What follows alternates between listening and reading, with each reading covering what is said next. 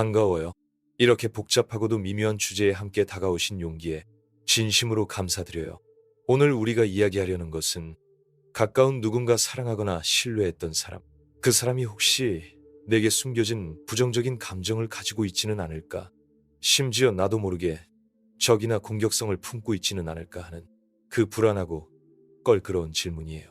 그 자체만으로도 가슴이 철렁 내려앉고 불안과 혼란을 자극하는 주제죠. 하지만 오늘 이 시간은 상대의 마음을 간파하기 위한 체크리스트를 얻기 위한 자리가 아니에요. 왜냐하면 융의 깊은 통찰에 따르면 사람 간의 갈등이나 부정적인 감정들은 단순한 의도적인 악의 때문이 아니라 훨씬 더 무의식적인 심리 기제들에서 비롯되기 때문이에요. 누군가가 나를 향해 품는 냉소, 냉담함, 공격성, 혹은 말할 수 없는 불편함의 기운은 표면적으로는 미움처럼 느껴지지만 실제로는 그 사람 안에서 의식되지 않은 그림자, 혹은 나와의 관계에서 자극받은 복합체, 또는 오래된 감정의 상처가 제대로 표현되지 못한 채 뒤틀려 작동하는 결과일 수 있어요.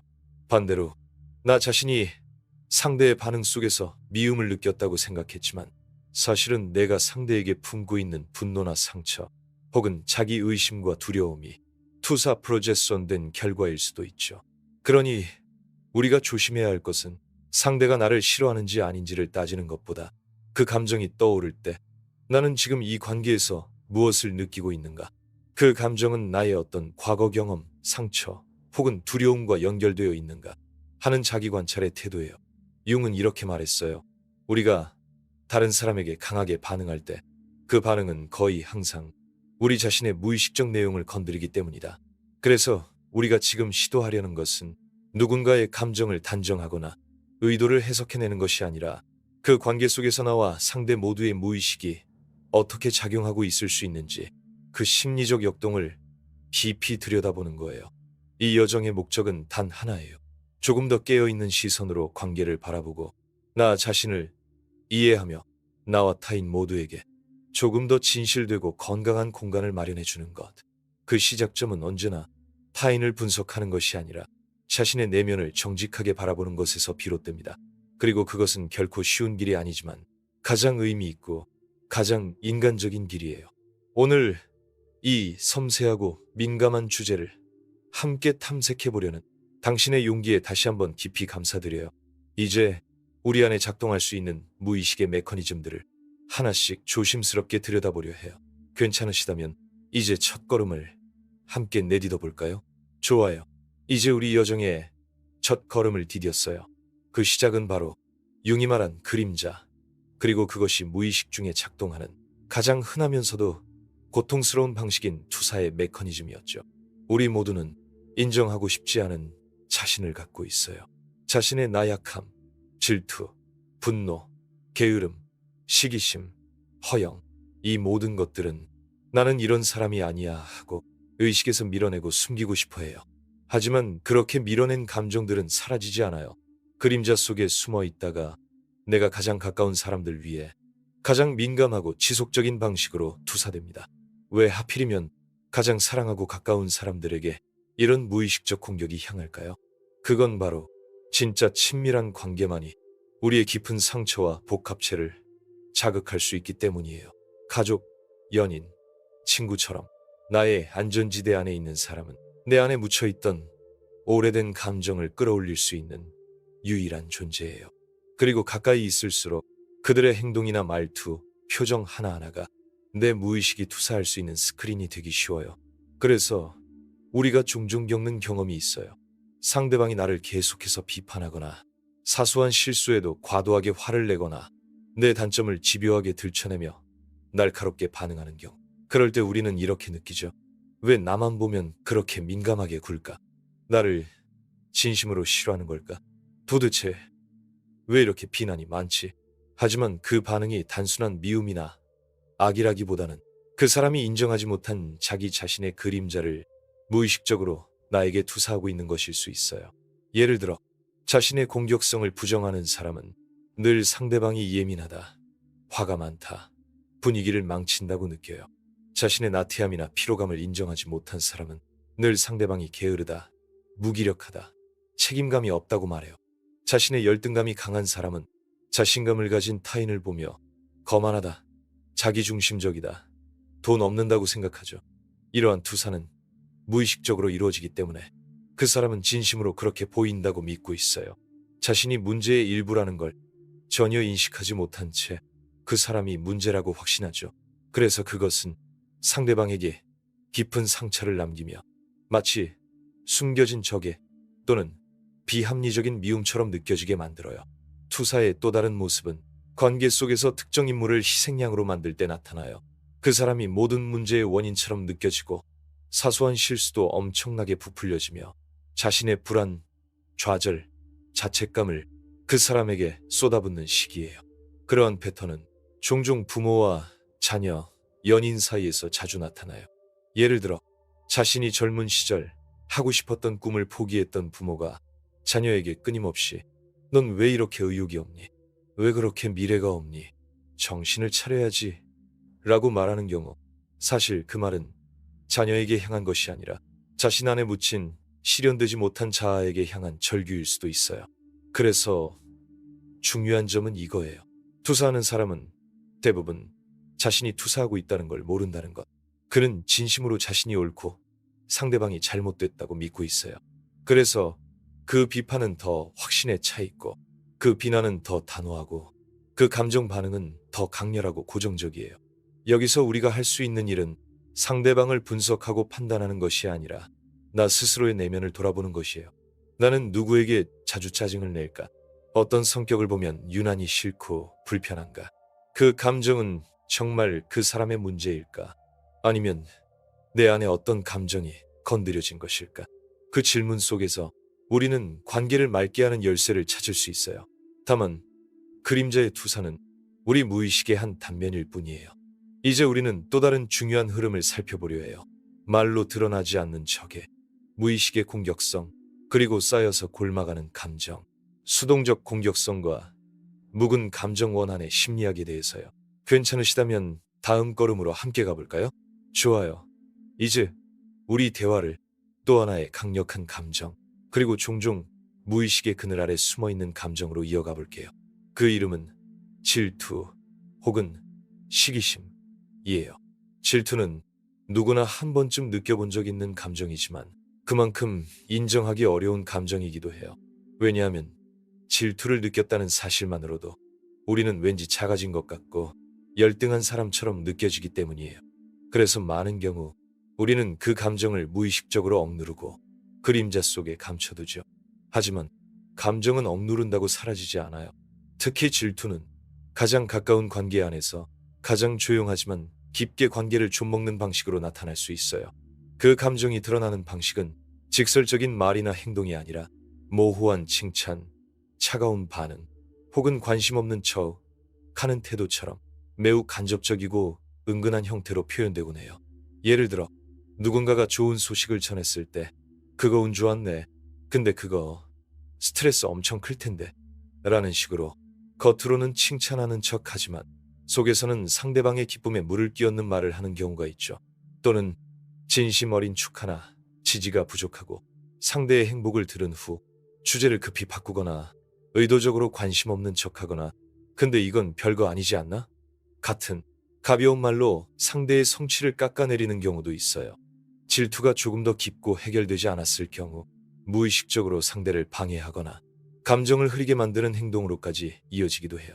예를 들어 도움이 될 거야 라는 말로 조언을 하지만 그 조언이 실상은 상대방의 결정을 망치게 만드는 방향일 수도 있어요. 혹은 누군가에게는 전해줘야 할 좋은 기회를 깜빡 잊은 척하며 넘기기도 하죠. 또는 상대의 이야기를 다른 사람에게 부정적으로 전달해 그 사람의 이미지나 평판을 떨어뜨리는 방식으로 질투가 작동하는 경우도 있어요. 가장 안타까운 건 이러한 행동들이 대부분 의도적이라기보다는 무의식적으로 나온다는 점이에요. 자신도 모르게 그 사람을 조금씩 깎아내리는 방식으로 자신의 불편한 감정을 해소하고자 하는 거죠. 형제자매 관계에서도 이런 일이 종종 일어나요. 한쪽이 좋은 직장을 얻거나 연인과 행복한 관계를 맺게 되었을 때 다른 쪽이 진심으로 축하하지 못하고 근데 그 회사 연봉 낮지 않나? 그 사람 진짜 오래 갈까? 같은 식으로 말해요. 그 순간 말은 평범해 보여도 그 밑에 깔려있는 감정은 상대의 기쁨이 나를 불편하게 만든다는 메시지예요. 이 감정의 원형 아키타입은 우리가 잘 아는 동화나 신화 속에도 자주 등장해요. 백설공주에 나오는 계모 여왕을 떠올려 볼 수 있죠. 거울이 말해주는 백설공주의 아름다움이 자신의 가치와 자존감을 위협하자 그녀는 그 아름다움을 없애기 위해 독사과를 준비하고 몰래 공격하죠. 그림자 속에 억눌린 질투는 그처럼 조용히 그리고 은밀하게 사람 사이의 신뢰를 무너뜨리고 관계를 점점 피로하게 만들 수 있어요. 하지만 중요한 건 질투를 느끼는 것이 문제가 아니라 그 감정을 의식하지 못한 채 방치하거나 타인에게 은밀히 투사하는 방식으로 표현될 때 문제가 된다는 점이에요. 그래서 질문은 이렇게 바뀌어야 해요. 나는 질투를 느끼지 말아야 한다가 아니라 나는 질투를 느낄 때 그것을 인정할 수 있는가? 그 감정이 나에게 무엇을 말해주려 하는가? 나는 지금 내 결핍이나 상처를 남에게 돌리고 있지는 않은가? 그 감정을 솔직하게 바라볼 수 있을 때 우리는 그것에 휘둘리지 않고 그 안에서 성장의 방향을 발견할 수 있어요. 이제 우리는 이러한 감정들을 넘어서 더 깊은 차원에서 작동하는 무의식의 구조를 살펴보려 해요. 다음 주제는 권력과 통제 욕구에 얽힌 복합체, 그리고 그것이 관계 속에 불러오는 은근한 적대감에 대한 심리학이에요. 괜찮으시다면 계속 함께 가볼까요? 조용한 질투가 관계를 갉아먹는 것 외에도 가까운 인간관계는 때로는 훨씬 더 적극적인, 그러나 종종 교묘히 숨겨진 권력과 통제의 역학이 펼쳐지는 무대가 되기도 합니다. 이런 역학은 대개 의식적인 악이나 상대를 지배하려는 계획된 의도에서 비롯되는 것이 아닙니다. 오히려 그것들은 종종 우리 내면 깊은 곳의 무의식적인 콤플렉스, 즉 열등감, 무력감에 대한 두려움, 혹은 유년기 부모와의 관계 속에서 배운 왜곡된 관계 패턴에서 유래합니다. 융 심리학에서 콤플렉스는 고유한 에너지와 자율성을 지닌 무의식적 정서의 덩어리입니다. 예를 들어 뿌리 깊은 열등 콤플렉스는 개인으로 하여금 주위 사람들과 상황을 통제하려는 강박적인 욕구를 갖게 만들 수 있습니다. 이것은 자신이 무력하다는 감각을 몰아내기 위한 일종의 심리적 방어 기제입니다.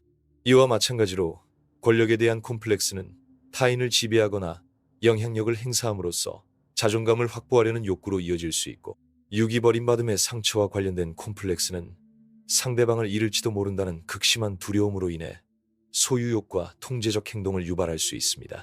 이러한 무의식적인 통제 욕구는 일상 속에서 매우 다양한 형태로 드러날 수 있습니다.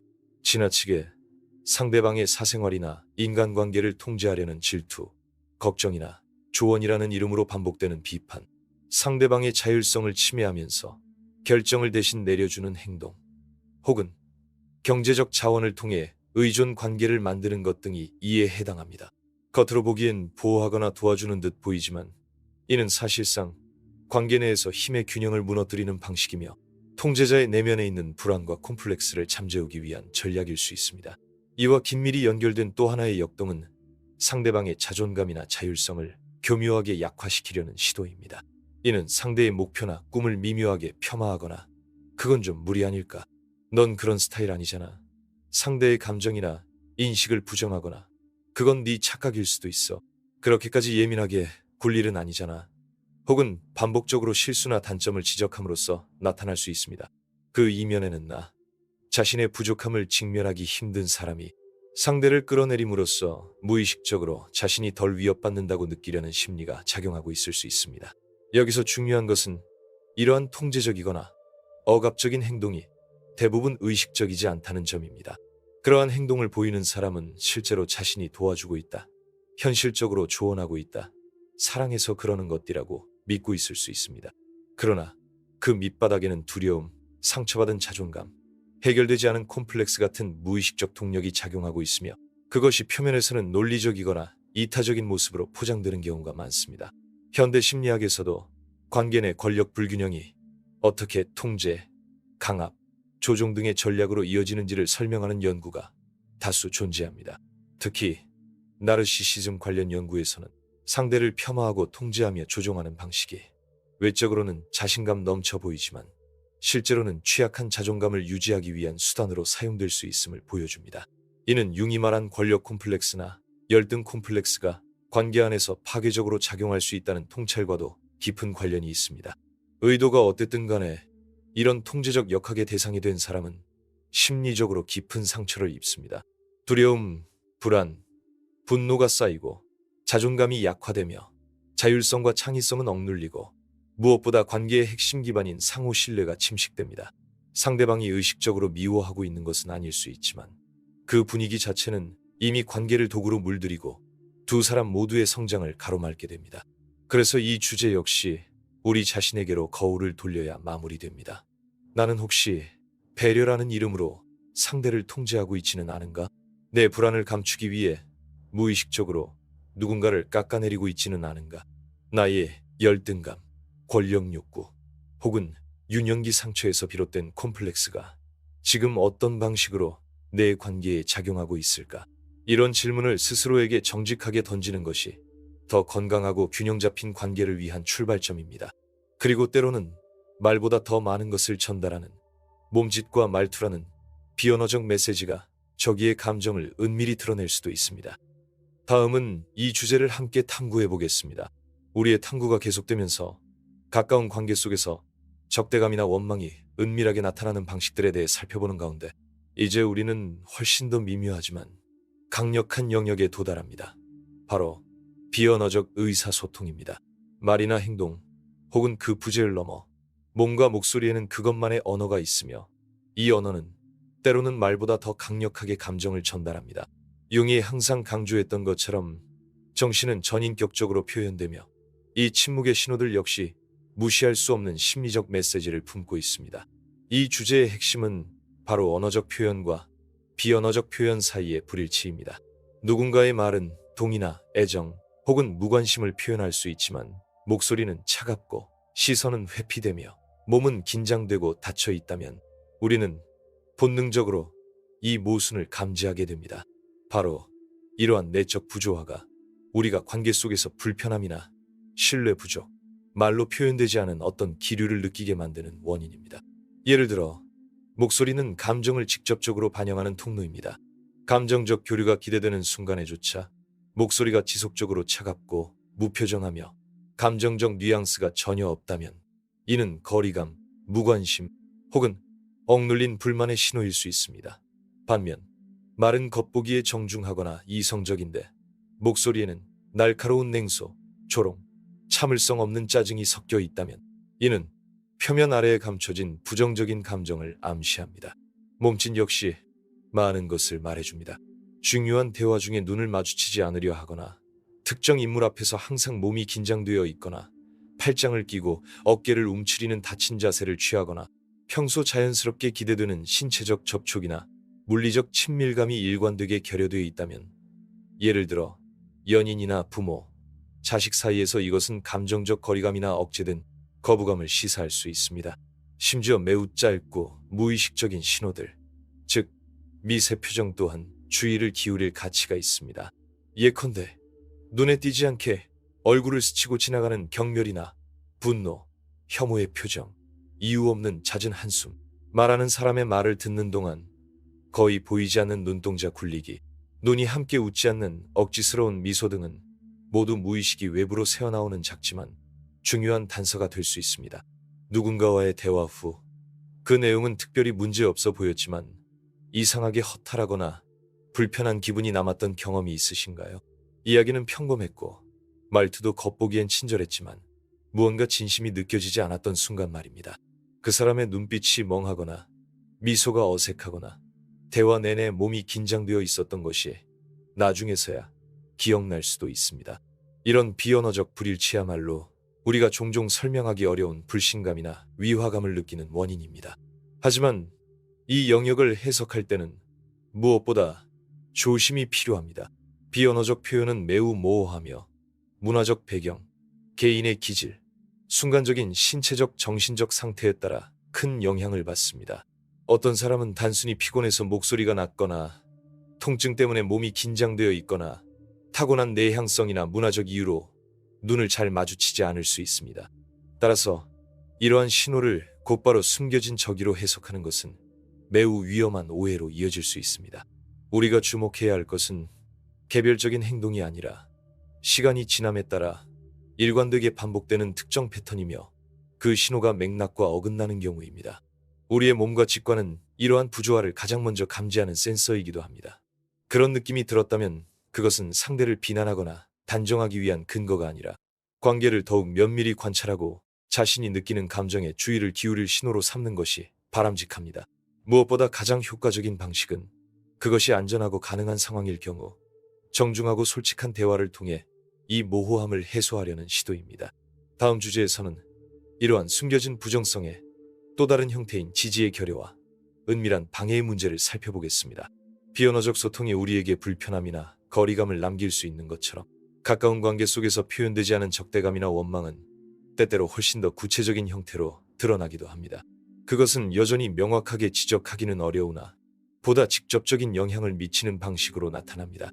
바로 중요한 순간에 진심 어린 지지가 결여되거나 더 나아가 상대방의 노력이나 행복, 안정감을 미묘하게 방해하는 은밀한 방해로 나타날 수 있는 것입니다. 우리는 분명 누군가의 지지와 응원을 기대했던 상황에서 오히려 무관심이나 방해에 가까운 태도 혹은 형식적인 도움만 받는 순간들을 경험할 수 있습니다. 이러한 지지 결여는 다양한 방식으로 나타날 수 있습니다.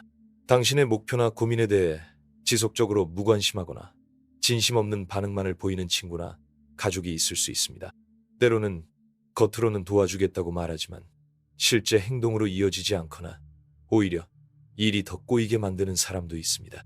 예컨대 중요한 일에 자원해놓고 약속을 잊거나 일을 성의 없이 처리하거나 실수처럼 보이는 방식으로 혼란을 유발하여 결과적으로는 당신의 진행을 방해하는 경우입니다. 말로는 도움을 주겠다고 하지만 결과적으로는 당신을 지치게 만들고 신뢰를 약화시킵니다. 이보다 더 한 단계 나아간 형태는 은밀한 방해입니다. 이 경우에는 겉으로는 협조적인 태도를 유지하지만 실질적으로는 당신의 성공이나 자립, 자신감을 서서히 무너뜨리는 방향으로 행동합니다. 중요한 정보를 잊었다고 전하지 않거나 도움이 되고 싶다는 명목으로 사실상 해가 되는 조언을 하거나 중요한 순간을 앞두고 의도치 않게 불안과 의심을 심는 말을 하는 식입니다. 또는 사소한 우연한 일들을 반복적으로 만들어내어 당신의 계획을 흐트러뜨리곤 합니다.